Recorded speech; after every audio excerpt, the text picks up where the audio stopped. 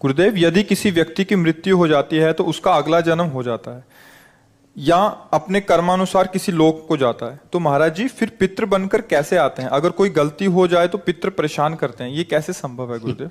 आप ये समझो, आप पितृ नाम दो, भूत नाम दो, कुछ भी नाम दो, अभी जो इनको बताया वो कर्म ही होता है।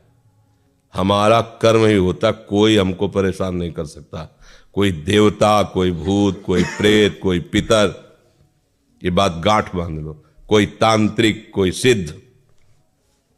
यदि मेरा कर्म गलत नहीं है तो विश्व ब्रह्मांड में किसी की ताकत नहीं है कि वो हमको दंड दे सके, क्योंकि सबका शासन करता भगवान है, ईश्वर है। अगर कोई अपने तप का प्रभाव भी करना चाहे, मान लो तपस्वी है, तो बीच में आके खड़ा हो जाएगा। बिल्कुल वो भजन नहीं करता, पर वो निष्पाप है, उसने अपराध नहीं किए, तो किसी न किसी रूप में भगवान आके खड़े हो जाएंगे, उसकी रक्षा कर लेंगे। इसीलिए उनका एक नाम है ईश्वर। संपूर्ण जीवों का शासन उनके हाथ में है और सब जगह विराजमान है। यार मैंने तो भगवान को पुकारा ही नहीं, लेकिन मेरा सब काम बन गया। ऐसा फंस रहा था, ऐसा गिरने वाला था कि मर जाते, ये लोग फंसा लेते। ऐसा कौन बचाया? तुम्हारे अच्छे कर्म, तुम्हारे अच्छे कर्म है, बुरे कर्म नहीं। मैं तो फूंक फूंक कर पैर धर रहा हूं, जब से मुझे होश, कोई गलती नहीं हुई हमसे। हमारी दुर्दशा लोग कर रहे हैं, हमारी दुर्दशा इससे हो रही, उससे, कोई दूसरा नहीं है। बोले तुम्हारे कोई चक्कर है?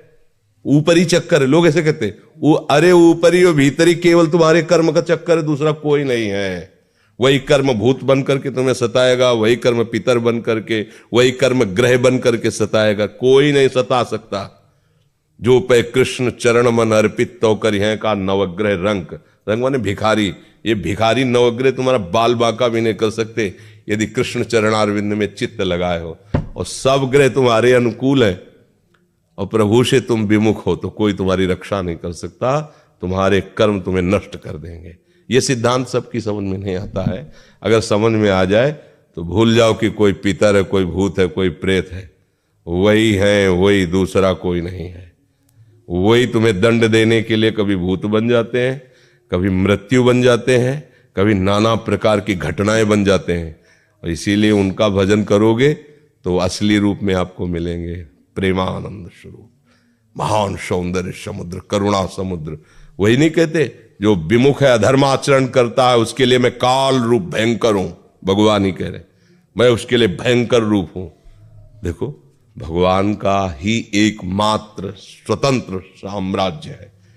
वही बनने वाले, वही बनाने वाले हैं। बस सावधान होकर उनका भजन करो, कोई कुछ नहीं कर सकता।